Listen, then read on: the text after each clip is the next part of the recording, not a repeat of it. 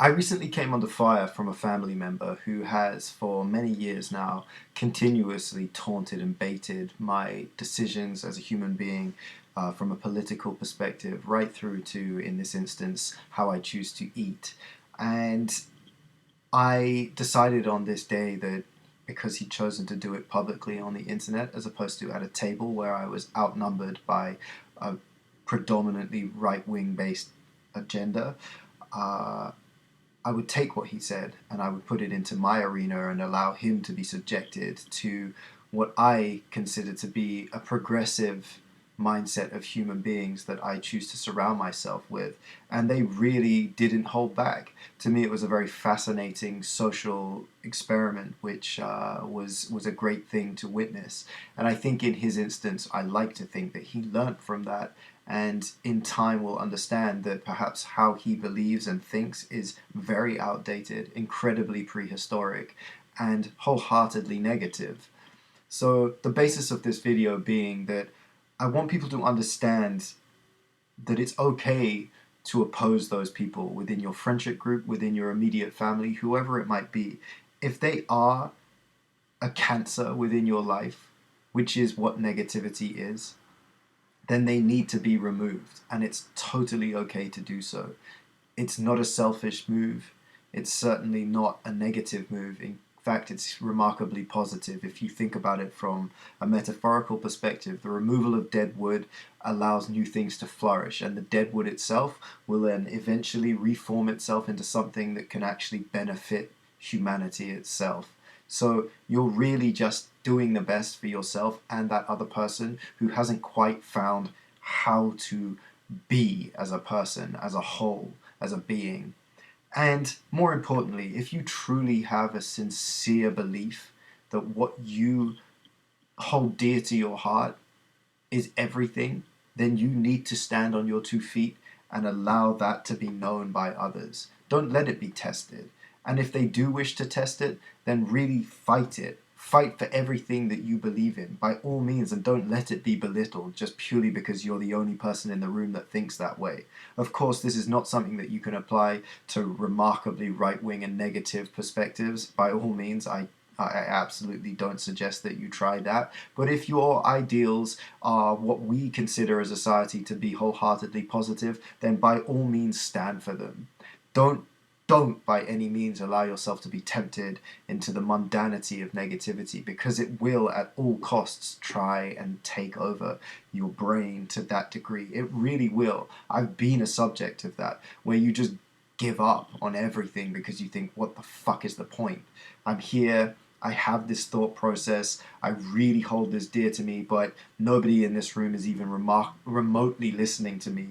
And in fact, I feel like an alien, to the point where actually it would just be so much easier if I put my convictions to one side and I just went into autopilot and just sort of shrugged my shoulders and agreed with the bullshit. But actually, there comes a point in everybody's life where they need to reassess that basis and truly think, if this is something that means the world to me as it does, then that's how it is. And if I have to then go it alone for a period of time until I meet the necessary people to formulate a much better position for myself, then that's how it has to be. The best thing that you can do is really look around the people that you have in your life and understand what they do to serve the purpose. And if they don't serve any purpose or bring anything to the table, then they need to go. The older you get, the more integral this becomes as a progressive move. So if nobody is bringing from the table but they're continuously taking, or for whatever basis they're making the room darker, then they need to go. It is that simple. It's been applied by myself to numerous people, and it is how it is. I see no negativity in it. I really only see a positive progression from that point forth. And therefore, I think, from my perspective, that it's absolutely in your benefit to do the same thing. Really, from the food perspective, from a vegan's mindset, this is something that we come up against every day. I see memes all the time about, friends in real life versus your vegan friends, and the vegan friends being the people that you connect with on the internet every day, but they're actually none within the vicinity of your living area. And I understand that most of the people that I wish to spend my time with are either in foreign countries or in other cities. And it becomes increasingly difficult. And yes, it is a very solitary life, but it's a life that you've chosen because you're a compassionate human being. And you can then utilize that compassion and really allow it to energize you into doing more positive things. If that might be educating human beings or inspiring human beings, or inspiring whole communities, if you will. But the importance, as I mentioned in a prior video, is education. So if you educate yourself